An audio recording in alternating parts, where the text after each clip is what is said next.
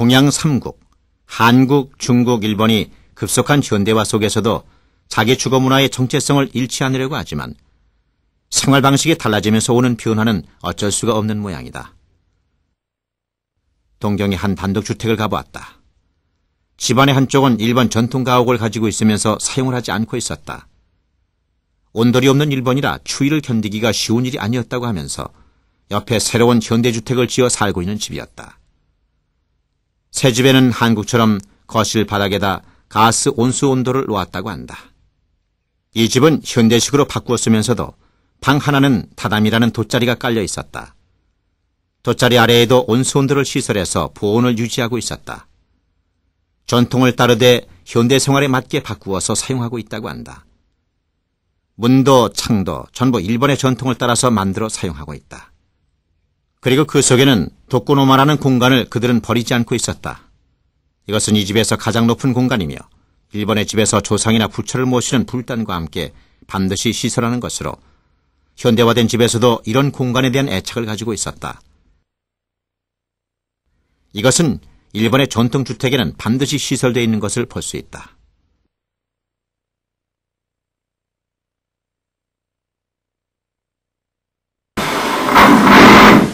창문 밖에 단 덧문도 이제는 유리의 강도가 세고 사시가 튼튼하기 때문에 버릴만도 한데 옛날 창호지 바르던 시절의 것을 현대주택에도 집집마다 그대로 가지고 있었다.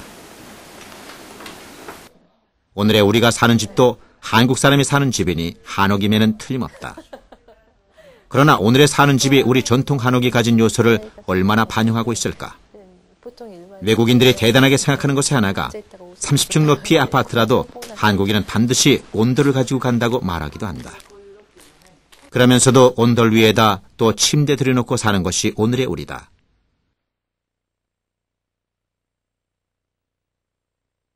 어정쩡한 주거 양식에서 오는 우리 문화의 상실을 우리가 모르고 있다는 점이 더 문제다.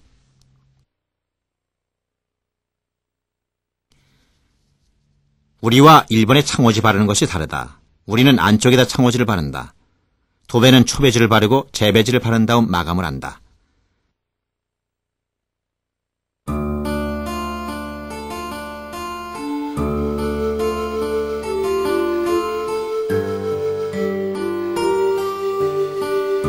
불밝기 창은 안팎을 전부 싸 바르나 창 부분은 안쪽만 바르고 바깥쪽은 바르지 않는다. 밖에서 보면 방 안의 불빛이 우려 비치도록 하기 위해서다.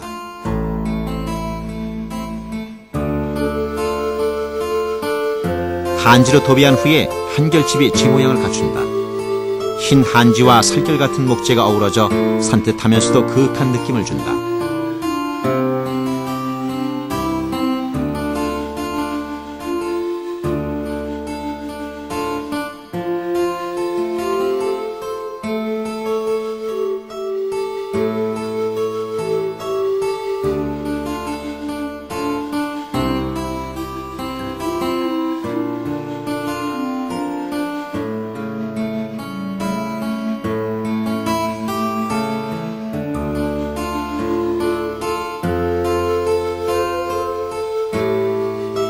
안에서 집의 모양이 하나둘 갖추어지면서 집의 일곽을 이루는 담장도 전통의 방식대로 아름답게 쌓았다.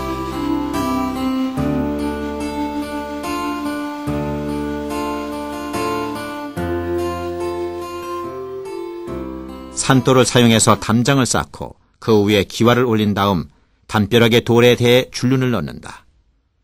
이렇게 쌓는 것을 맞담이라 한다.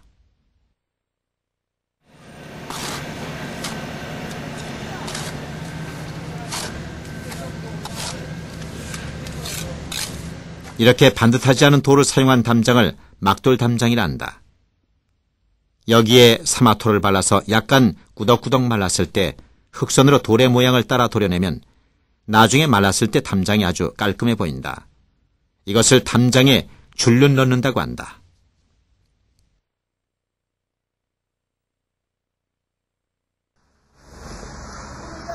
대문에서 들어오면 바로 안채가 보이는 것을 피하도록 하는 것이 우리 전통의 가옥 배치법이다.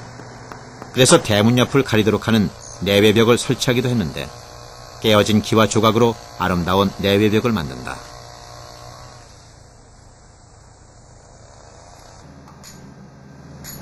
이제 집안의 일이 마무리될 즈음 대문을 달아야 한다. 대문의 아래에서 지탱해주는 문 지도리를 설치한다. 무엇을 설치하건 수평과 수직을 보는 것은 기본적인 요소다.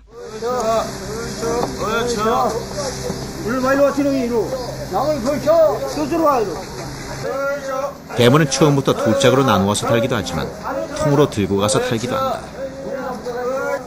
서술 때문에 걸리는 문짝은 판재도 크고 두꺼워 보통 무거운 것이 아니다.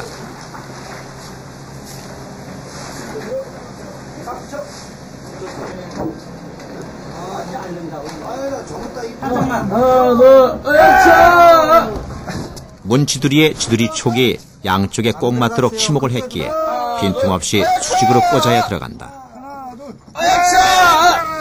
야, 들렸어요? 됐어. 그쪽 맞춰보셔. 오케이.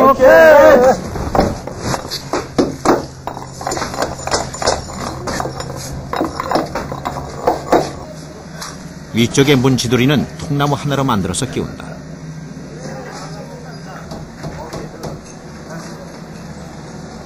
그리고 지두리 촉에는 말굽쇠를 밑에 박아서 마모되지 않도록 한다. 대문에 고리를 달고 못질이 된 곳에 국화정을 박아서 마무리를 하면 대문은 끝난다.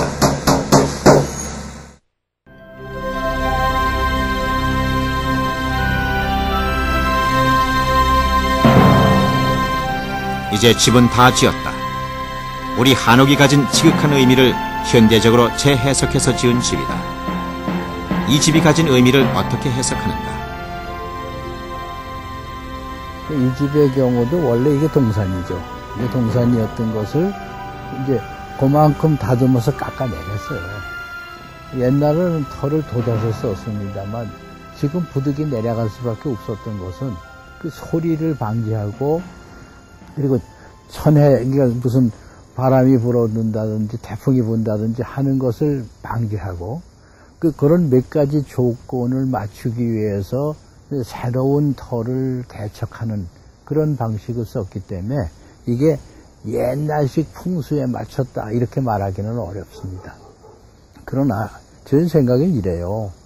옛날 관습은 옛날식에 맞춘 거고 오늘의 집은 오늘의 관습에 맞추는 수밖에 없어요. 그러니까 털을 잡을 때도 우선 그런 문제를 염두에다 두는 거고요. 또 하나 피하는 것은 그렇더라도 지나치게 주변을 훼손하지 않는 범위 내에서 합니다.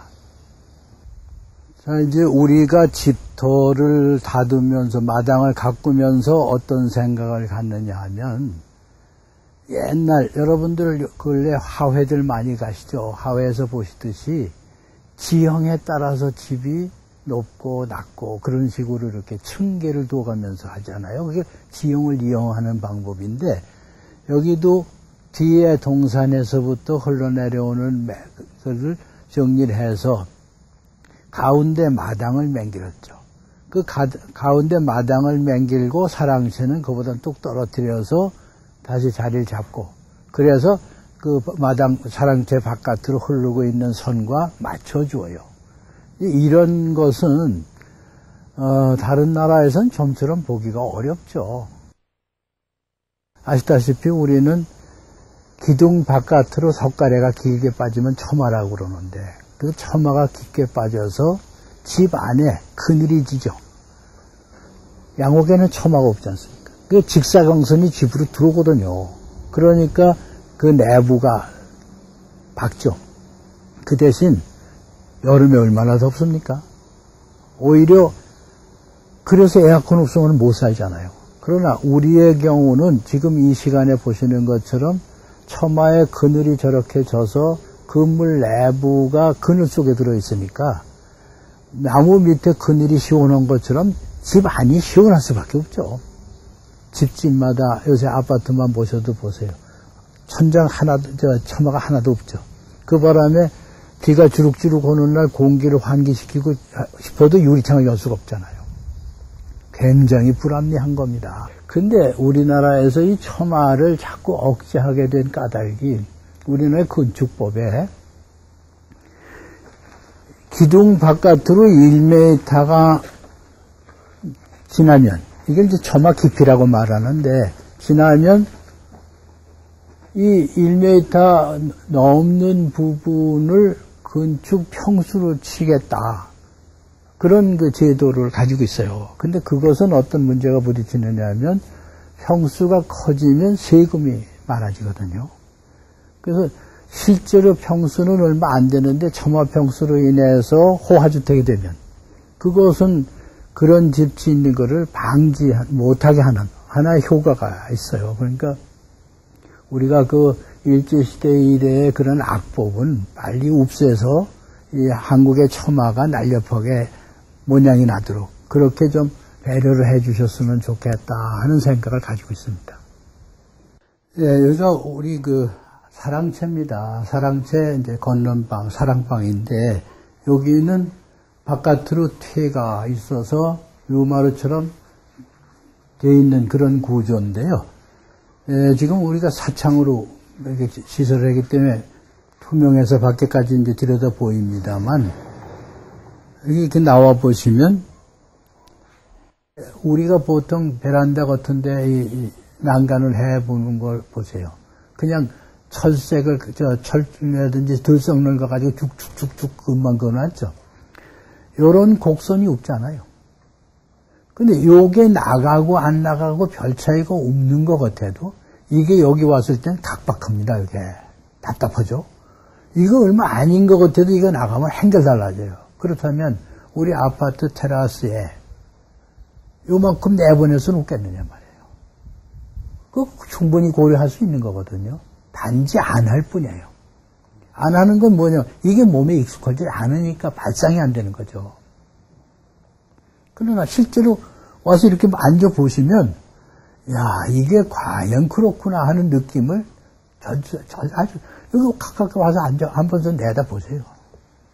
이거를 우리가 경계선이라고 하고 여기서 끝났다고 그러면 그만큼 이게 이제 축소가 되지만 요만큼만 나가도 그렇다고 이게 무슨 큰 곡선이 아니거든요. 그냥 저절로 생긴 그런 것 같은 건데도 전혀 부담 없이 증폭된단 말이죠.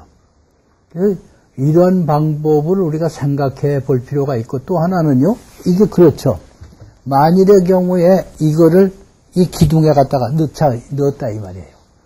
이게 얼마큼 줄어드는 거 아닙니까?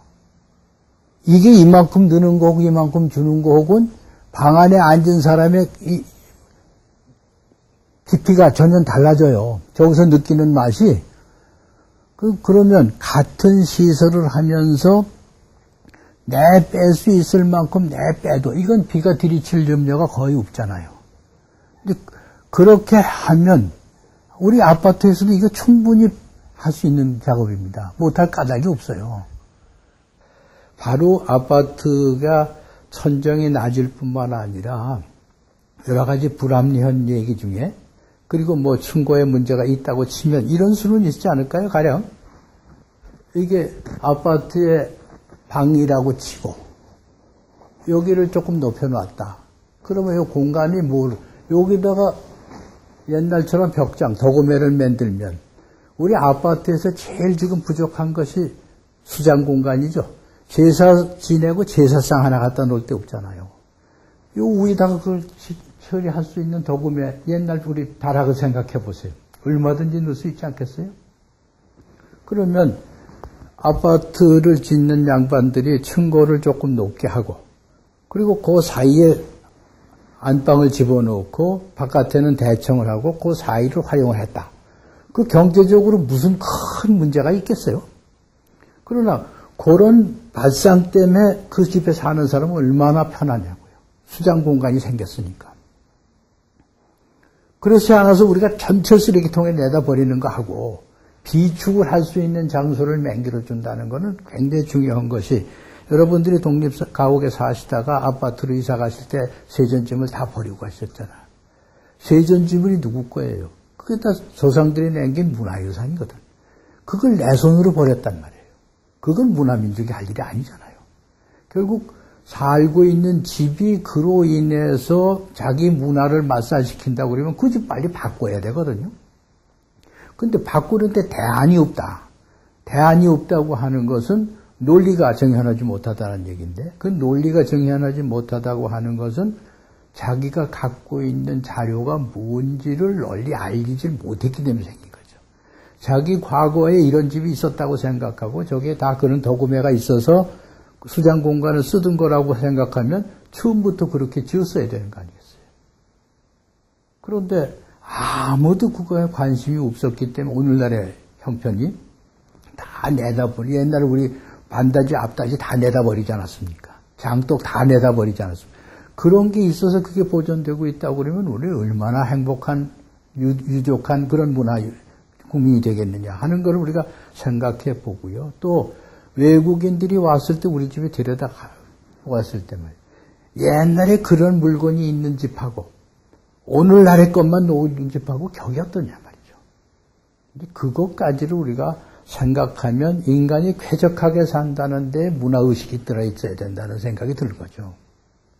바로 이런 한옥은 그런 문화의식을 함축하고 창달하고 보존하는데 기가 막힌 가치가 있다. 이렇게 말씀을 드릴 수도 있어요.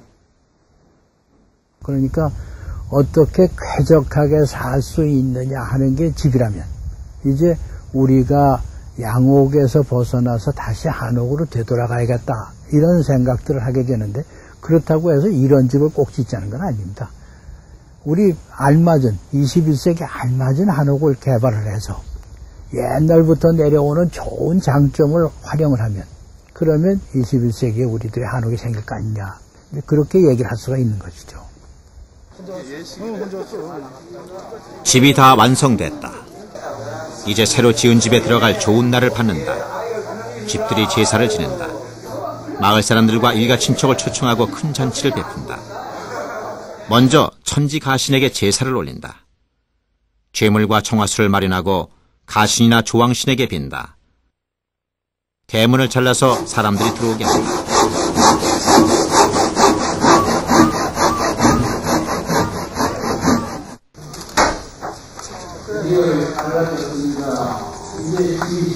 여기요!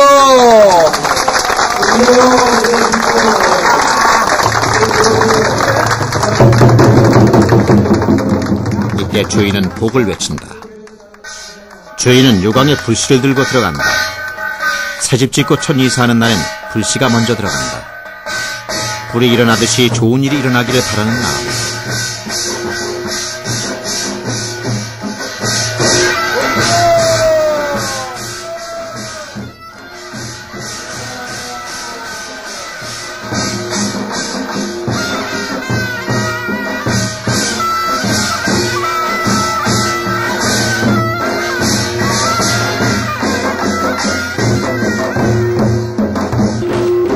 불씨를 들고 대청과 안방으로 한 바퀴를 돌고 화덕에 가서 불을 지핀다.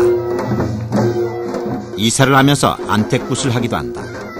집과 사람 사이에 상견례를 치르는 행사다. 입주한 이후로 양친 부모 모시고 아들, 딸 잘 낳고 가문 번창하기를 기원한다. 이런 기원은 집안 곳곳에 은연중에 암시를 하고 있다.